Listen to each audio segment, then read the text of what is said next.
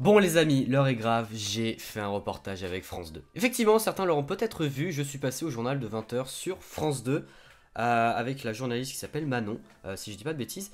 Et bah ça s'est pas passé exactement comme je voulais et j'ai eu beaucoup de retours sur Insta. Donc je voulais un peu en discuter avec vous, un peu vous expliquer un peu le back de ce tournage et de débriefer un peu ensemble des choses qui ont été dites ou écrites et qui ne sont pas réellement vraies. Alors déjà, savoir que le tournage a duré 45 minutes avec des questions sur beaucoup de choses sur Pokémon. Comme j'ai pu l'expliquer à certains d'entre vous par message, où j'expliquais réellement la différence entre l'édition 1 et l'édition 2. Vraiment en lui disant qu'il y avait une différence énorme en termes de prix. J'ai fait exprès de ne pas parler trop prix dans ce reportage pour éviter d'avoir un énième reportage sur les folies des cartes Pokémon, des Dracofeu à 6000 € et blablabla.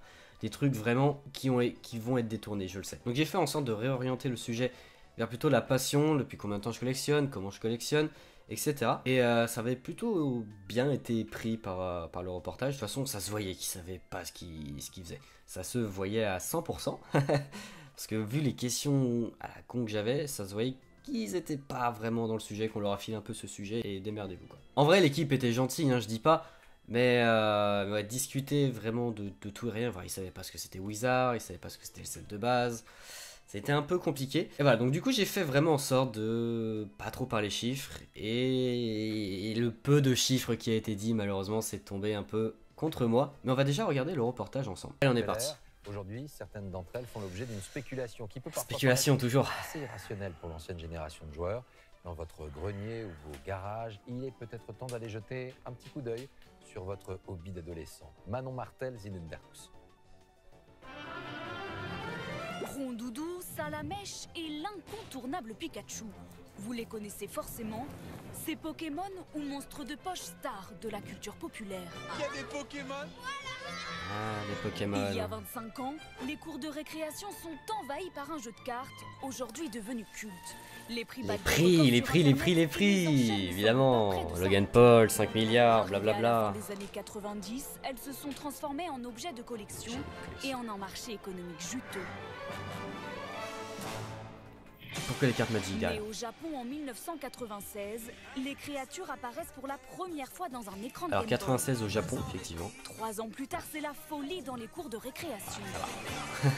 Le jeu. Alors précisez que j'ai vu le reportage qu'une fois. Le plus de monstres possible devient J'ai vite pas une affaire re-regardé sérieuse. depuis.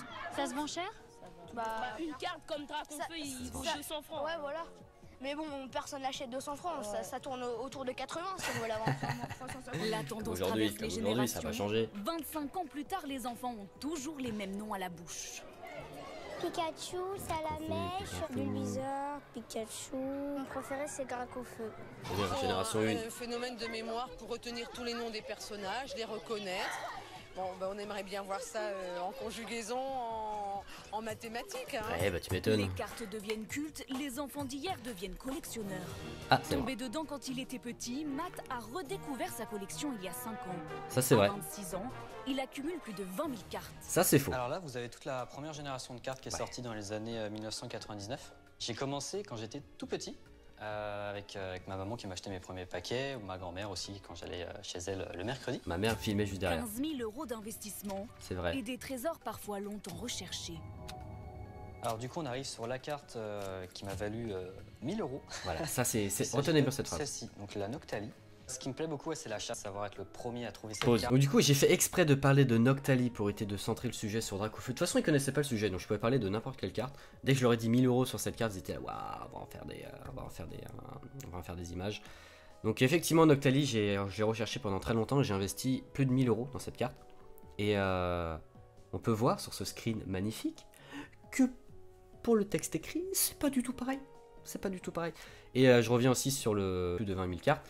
Alors effectivement j'ai plus de 20 000 cartes, mais c'est exclusivement des doubles en fait, c'est tous les trucs que j'ai ouverts etc, des trucs à la con. J'aurais bien expliqué que j'étais pro dessus et que moi je vendais des cartes et que c'était mon stock. Par contre, dans ma collection réelle, donc à savoir de Wizard jusqu'à DP avec toutes les petites séries annexes, des promos, des trucs comme ça, des trucs récents, je suis qu'à 5200 cartes. Ce qui est complètement différent. Mais bon, ça faisait pas vendeur, forcément. En me disant, j'espère que je vais l'avoir, j'espère que je vais pas l'avoir, j'espère qu'il va pas avoir des enchères derrière, etc. Eh bien yo tout le monde. Une quête qu'il partage sur les réseaux sociaux avec ses 5000 abonnés. Qui va sortir dans- Les cartes Pause. Pokémon. Alors effectivement après ils m'ont dit ouais mais aussi t'es influenceur donc ça serait bien que tu fasses une story blabla. C'est pour ça que vous avez peut-être vu une story sur ce jour-là quand j'étais en tournage parce qu'ils voulaient absolument des images. Voilà. Alors les 5000 abonnés ça me fait rire parce que j'en ai que 3500 et sur YouTube j'en ai 7000. Je sais pas d'où ils sortent ce 5000 mais bon ça faisait plus vendeur forcément. Des petits, des grands et maintenant des investisseurs. Des investisseurs. Allez, on va éviter parce qu'après c'est la super entreprise PCA, j'ai vraiment pas envie. Alors du coup, en débrief de ce court passage, bon déjà en vrai c'est cool.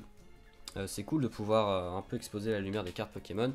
Bon malheureusement, il n'y a pas eu le reportage que je voulais exactement, mais bon ça je le savais à l'avance parce que j'en ai fait 4 au total des reportages, dont le premier, celui-ci qui est public.